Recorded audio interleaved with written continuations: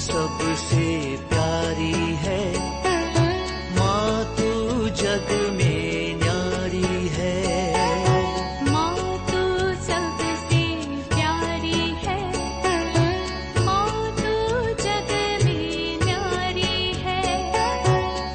अपने आंचल में रखना, अपने आंचल में रखना, हमें वरदानों से भरना। माँ तू सबसे प्यारी है, माँ तू जग में न्यारी है। माँ तू सबसे प्यारी है, माँ तू जग में न्यारी है। पिता, पुत्र और पवित्र आत्मा के नाम पर आमीन। आप सबों को जय यीशु। चालीसा काल के समय पर एक और भाई एक वीडियो मुझे डाल करके दिया, और उस वीडियो में ऐसा टीचिंग है जिसे हम लोग चालीसा काल में उपवास, प्रार्थना, पाप स्वीकार करने के विषय में सब इतना जोर डाल करके बता रहे, सिखा रहा है। और पूरे संसार भर में के जो क्रिस्तीय लोग इन दिनों में चालीसा काल 40 डेज का जो उपवास प्रार्थना में शामिल था, रोज घर में प्रार्थना करने के लिए और रोज मिस्सा बलिदान जाने के लिए और इन दिनों में पाप स्वीकार करने के लिए, बुराइयों को त्यागने के लिए, एक अच्छा जीवन प्रारंभ करने के लिए सब हम लोग सिखा रहे थे। 40 दिन मैंने एक एक क्लास डालते गए, 40 नहीं बल्कि मैं बोलूँगा 50 दिन से हमारा क्लास इस प्रकार चलते आ रहा था। और उसके बीच में उपवास प्रार्थना के विषय में उसके खिलाफ कुछ लोग वीडियोस बना करके क्या दावा कर रहे मालूम है? ईसा मसीह ने नहीं बोला तुम लोग 40 दिन का उपवास करो। सोच कर देखो, सही बात है। ईसा मसीह ने कहाँ कहा तुम लोग 40 दिन का उपवास करो करके? कितना सही बोला है। अगला बोलता है ईसा मसीह ने अपने शिष्य लोगों को भी उपवास करने के लिए नहीं कहा।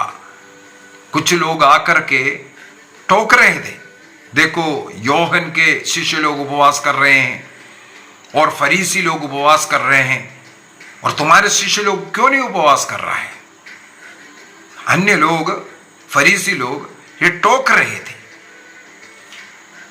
और मत्ती के सुसमाचार के अनुसार योहन के शिष्य लोग आकर के कंप्लेंट किया, हम लोग उपवास कर रहे हैं, आपके शिष्य लोग क्यों नहीं उपवास कर रहा है? वहां पर भी ईसा मसीह ने ये नहीं कहा हाँ हमारे शिष्य लोग अभी उपवास करेगा, वो भी उपवास कर रहा है। उपवास के दिन भी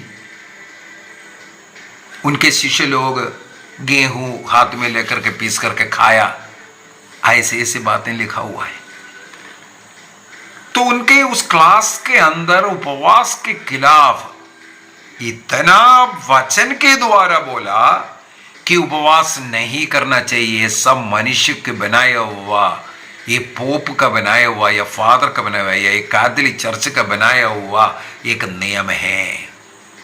उपवास और परहेज करो, मीट मत खाओ, अंडा मत खाओ, चिकन मत खाओ, मछली मत खाओ, ये सब मनुष्य का बना हुआ नियम है।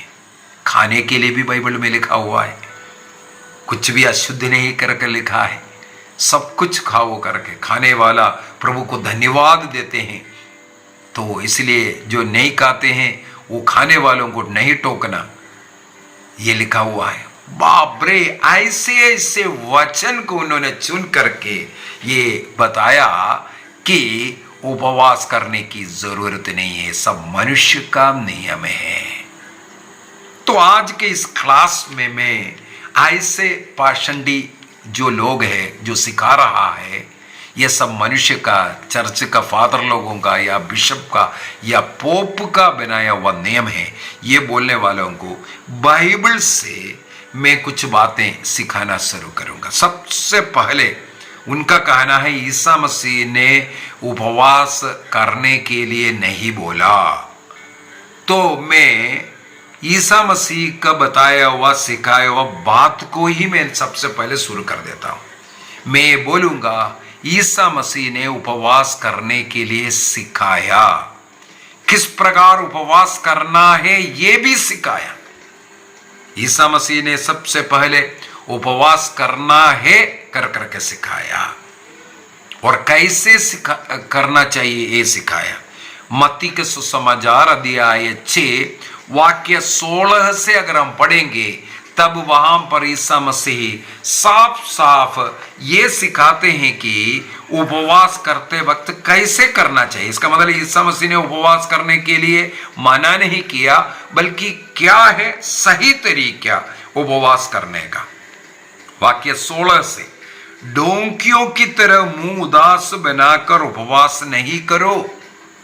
वो डोंकी के समान उपवास नहीं करना है।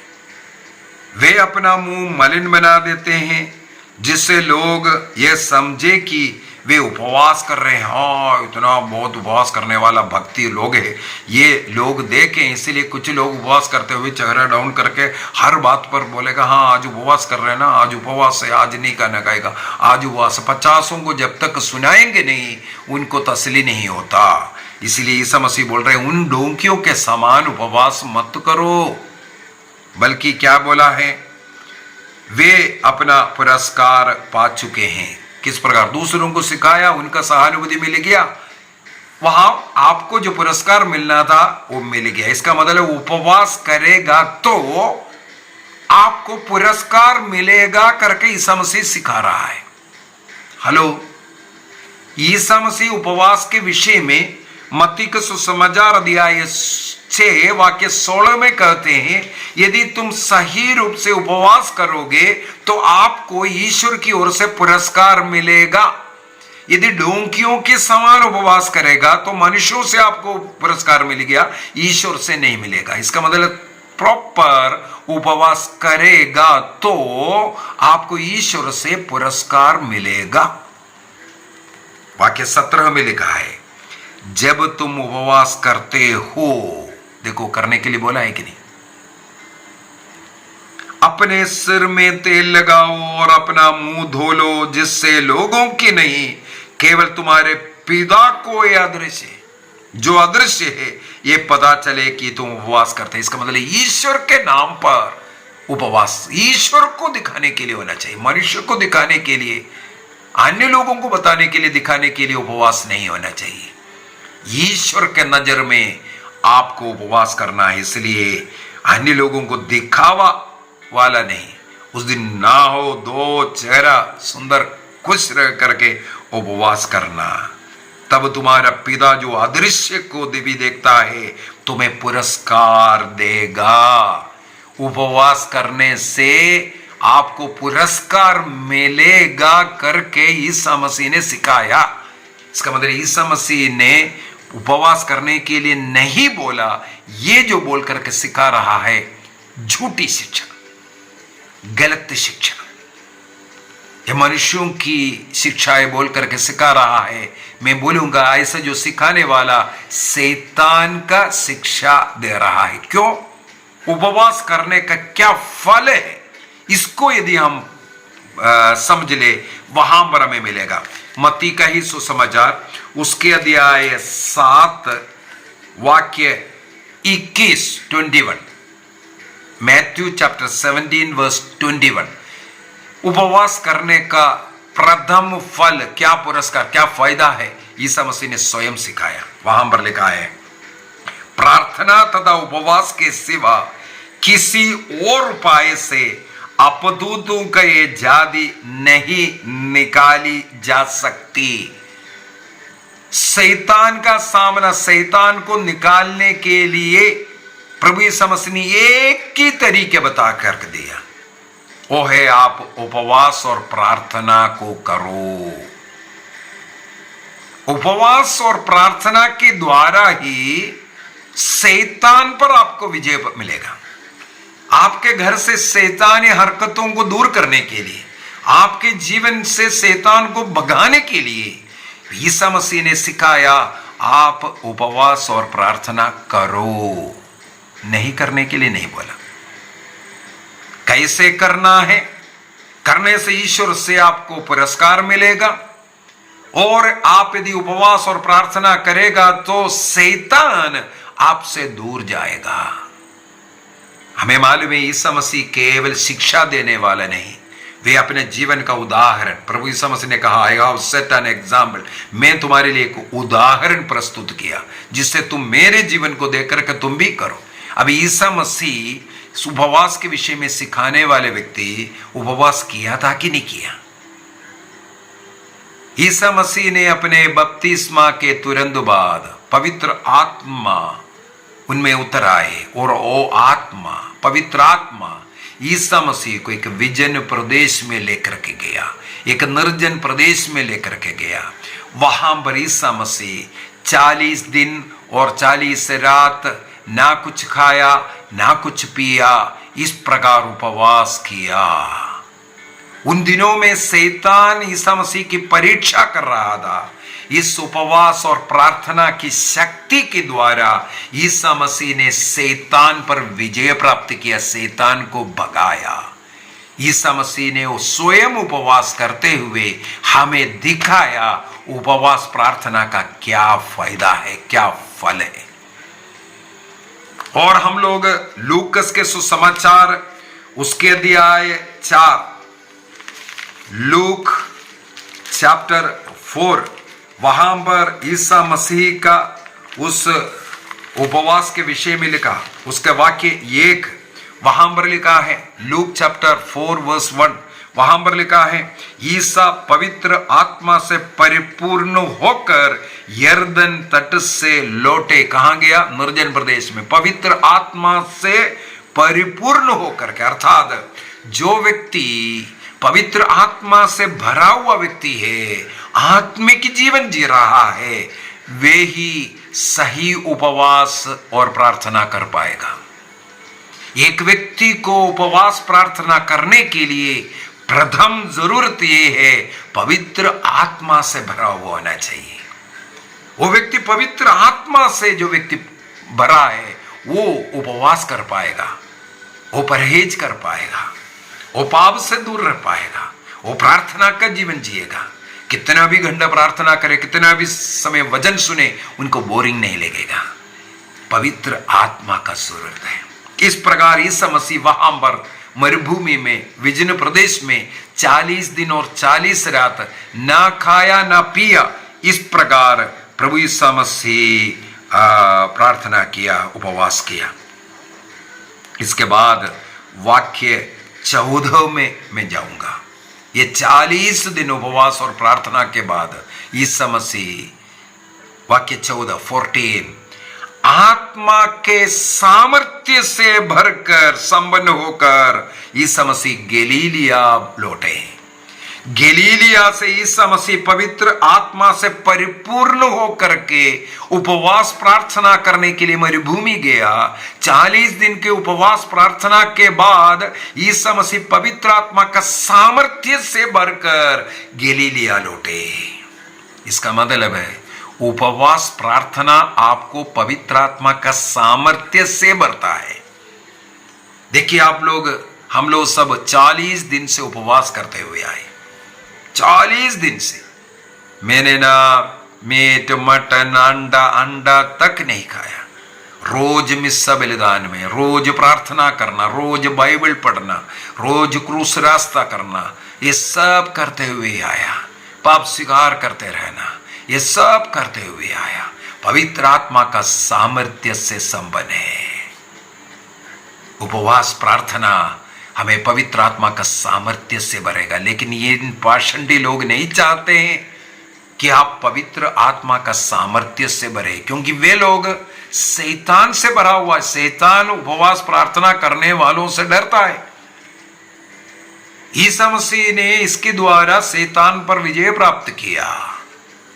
ना कुछ खाया ना कुछ पिया। हमें मालूम है मूसा नबी, पुराना विधान के अंदर मूसा नबी ईश्वर के पास 2 बार 40 दिन तक रहे। उन दिनों में ना मूसा खाया ना पिया, ना खाया ना पिया। निर्गमन ग्रंथ उसके अध्याय 34 को मैं उठाना चाहूंगा। निर्गमन ग्रंथ, एक्सोडस चैप्टर 34, वाक्य 28 से 28 से आगे अगर हम पढ़ेंगे, वहां पर मूसा नबी 40 दिन 40 रात प्रभु के उस होरेब पर्वत पर रहने के विषय में लिखा।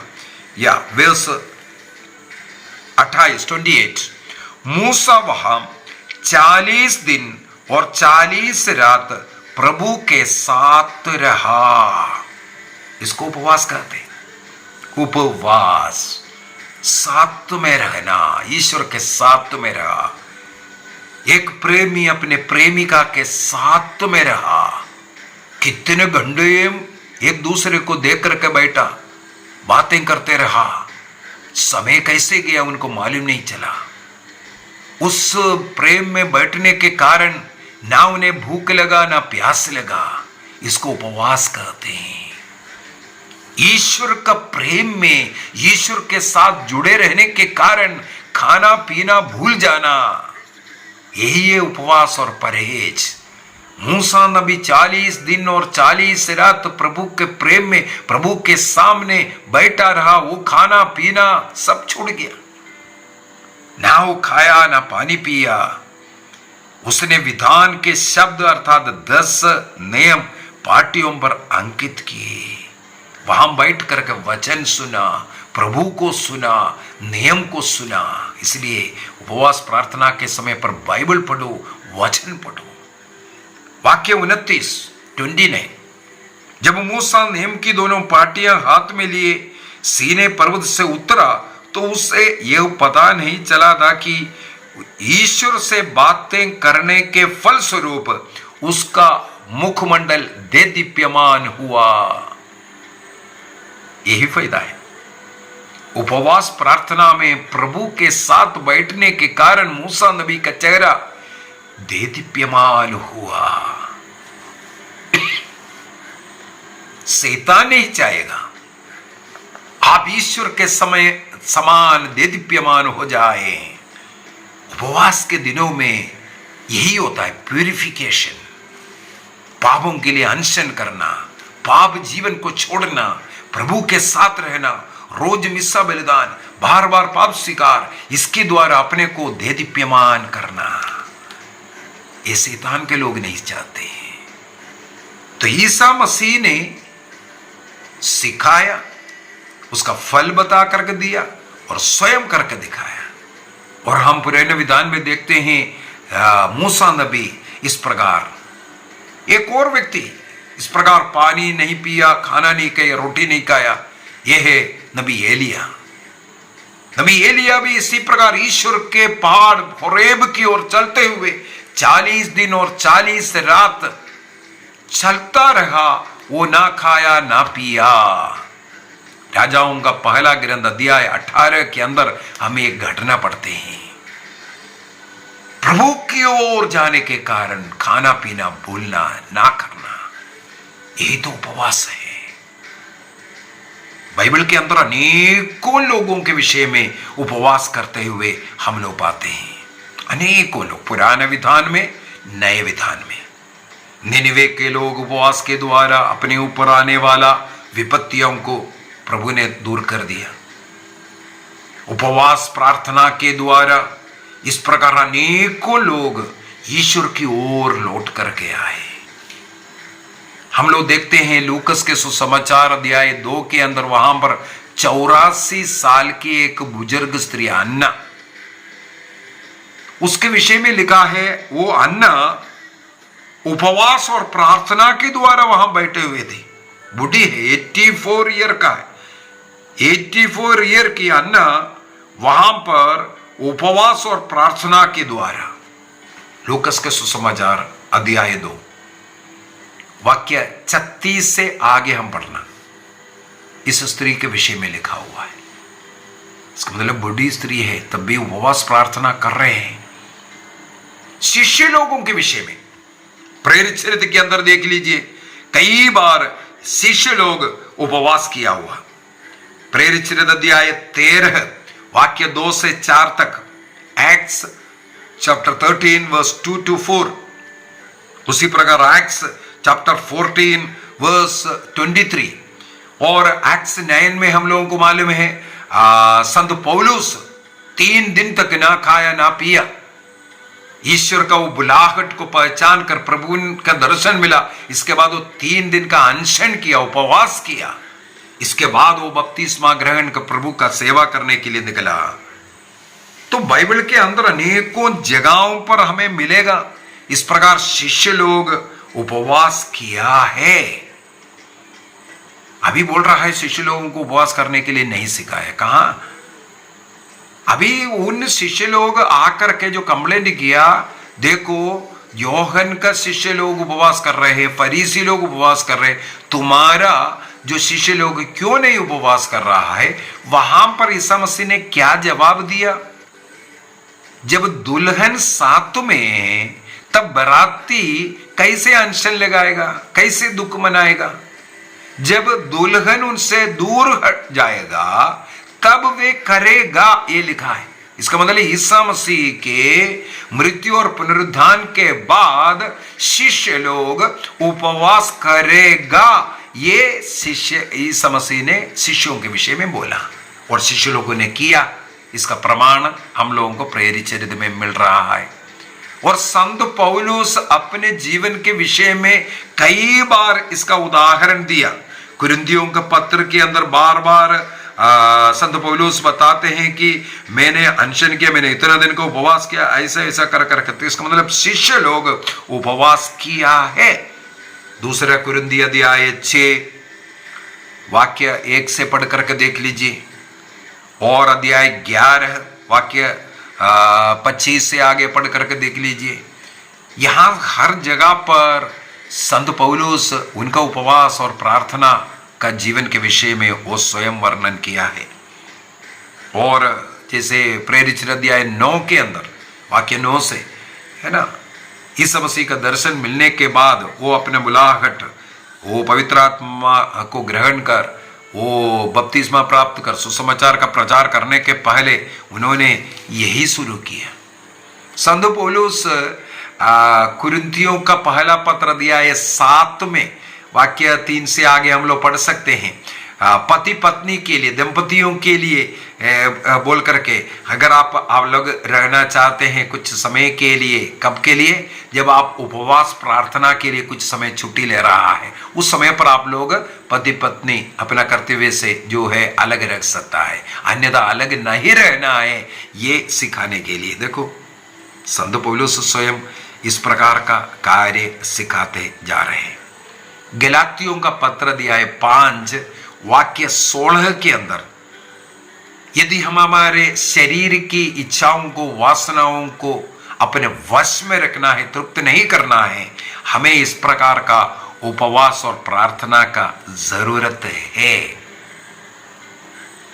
यदि हम अपने शरीर के वासनाओं को, इच्छाओं को तृप्त करते हुए जीवन जिएंगे, रोमियो को लिखते हुए पत्र में संत पौलुस कहते हैं इसका अर्थ है मृत्यु, आपके आगे मृत्यु है। यदि अनंत जीवन में प्राप्त करना है, आप अपने शरीर की इच्छाओं के अनुसार नहीं, भोजन ये खाना वो खाना ऐसे ऐसे करके, ये सब किसके लिए जरूरी है? जो सांसारिक जीवन जीने के लिए। जैसे आदम और हेवा ने भोजन के द्वारा पाप किया, एसाव ने भोजन के द्वारा अपने पहलोटा स्थान को तुच्छ समझा, उस भोजन के कारण अनेकों लोगों का पाप का विनाश का कारण बन रहा है। उस भोजन को त्याग कर, हम उपवास कर उस भोजन पर अपना नियंत्रण कर रहा है। इस प्रकार हम स्वर्ग राज्य के योग्य बन रहा है, उसका फल मिल रहा है, मिलेगा। शिष्य लोग कहीं भी जाना है, कोई भी डिसीजन लेना है, प्रेरित चरित्र में देख लीजिए, पहले उपवास और प्रार्थना करें, इसके बाद निर्णय कर आत्मा से भर करके प्रेरणा से वे लोग जाते हैं। पुराने विधान के 1-2 उदाहरण और बोल करके देता हूं। दानियल का ग्रंथ दिया है 10 में वाक्य 3 में लिखा हुआ है, दानियल ने निर्णय किया, जो उनके मुंह के लिए ज्यादा रुचि देने वाला, उनको जो ज्यादा इच्छा करने वाला, उन रुचिप्रद जो आशा आग्रह करता है। कई लोगों को मछली के बगैर खाना नहीं खा सकता, मछली बहुत अच्छा लगता है, या मीट मटन में बहुत है, अंडा में, इस प्रकार का रुचिप्रद भोजन ना करने का निर्णय किया। कितना दिन? 21 दिन के लिए। इस प्रकार के 21 दिन का उपवास और प्रार्थना के द्वारा, परहेज के द्वारा प्रार्थना कर रहा था। इसके बाद गब्रियल स्वर्गदूत उनको आते हैं, जब तुम अपने को विनम्र कर प्रार्थना की हो, प्रार्थना वहां सुनवाई हुआ। ये आकर के स्वर्गदूत आकर के प्रमाण दिया। तो दानियल की तरह हमें भी इन उपवास के दिन में, सप्ताह में एक दिन शुक्रवार के दिन में ये सब परहेज कर प्रभु के आदर में कर रहा है, उसका गुण हमें मिलेगा। और ईसा मसीह के समान जैसे मूसा ने भी उपवास किया, ऐसे भी हम लोग जलपान के बगैर कई लोग उपवास करते हैं। 40 दिन का उपवास करने वाले मैं देखा हूं, कई लोग उपवास करते हैं। ये उपवास का कुछ फायदा है। जोएल का ग्रंथ अध्याय 2:12 के अंदर भी लिखा है उपवास करने के विषय में। नेहमिया का ग्रंथ अध्याय 1 के अंदर नेहमिया और लोग उपवास करता हुआ लिखा। इसका मतलब पुराना विधान में, नए विधान में बार बार लिखा हुआ बात है उपवास। दाऊद का उदाहरण थोड़ा लेना चाहूंगा। 69वां अध्याय में साम 69, वहां पर हम लोग पढ़ते हैं दाऊद अपने को विनम्र करने के लिए वो उपवास किया करके। इसका मतलब उपवास के द्वारा विनम्र करते हैं। विनम्र जीवन जीने के लिए हमें उपवास करना है। और स्तोत्र ग्रंथ 35 के अंदर 35 वाक्य 13, साम 35 वर्स 13 के अंदर दाऊद कहते हैं, मैं जो रोगी लोग, अन्य लोग जब बीमार है, तब मैं उपवास करते उनके लिए प्रार्थना करता था। उपवास कर करके प्रार्थना करना। बेत्शेबा में जो विचार में जो बच्चा हुआ था, वो बीमार हुआ, दाऊद ने अनशन किया, उपवास किया, प्रार्थना किया, जमीन पर लेटा। देखो, रोगी की चंगाई के लिए उपवास और प्रार्थना करने का तरीका बाइबल के अंदर ही लिखा हुआ है। तो ये झूठी शिक्षा दे करके लोगों को गुमराह करना ये गलत है। हमें उपवास करना है। सप्ताह में कम से कम एक दिन, वो भी मैं बोलूंगा शुक्रवार का दिन, उपवास और परहेज करना। बीच बीच में हम इस प्रकार उपवास और प्रार्थना के द्वारा अपने परिवार, अपने देश के लिए हमें प्रार्थना करना है। हमारे कलीसिया के लिए हमें इस प्रकार प्रार्थना करना। निर्णय कीजिए। प्रभु ने सिखाया उपवास करने के लिए, उसका फायदा प्रभु ने सिखाया, और पुरस्कार स्वर्ग से मिलने के विषय में प्रभु ने सिखाया, और प्रभु स्वयं उपवास किया। आइए अपनी आंखें बंद करें, ऐसे झूठी शिक्षाओं के पीछे ना जाने का निर्णय करें। कई ऐसे शैतानी लोग हैं, पाषंडता सिखाते हैं, बाइबल के कुछ वचनों को तोड़ मोड़ करके बोलेगा और लोगों को ऐसा विश्वास करने में मजबूर होगा। इसलिए ऐसे लोगों का यूट्यूब देखना बंद कीजिए, जो गलत शिक्षा दे रहा है, जो कैथोलिक चर्च से नहीं है। निर्णय कीजिए, ऐसे लोगों का पाषंडता नहीं सीखना, नहीं देखना। आप सोचेंगे मैं बाइबल पढ़ रहा हूं, नहीं, आपको धीरे धीरे सत्य वचन से, सत्य शिक्षा से दूर करेगा। निर्णय कीजिए और इस क्लास को आप अधिक से अधिक लोगों को डाल करके दीजिए। जिन लोगों का मन में ऐसे ऐसा डाउट है, जो उपवास और प्रार्थना नहीं करते, उसके शक्ति को नहीं जानते, इसका कई गुण है शैतान से बचने के लिए, कई रोग बीमारी से मुक्ति के लिए। निर्णय कीजिए उपवास करना और प्रायश्चित करना, प्रार्थना भक्ति का जीवन। प्रभु हमें शक्ति दे, सामर्थ्य दे। पिता, पुत्र और पवित्र आत्मा के नाम पर आमीन। आप सबों को जय यीशु।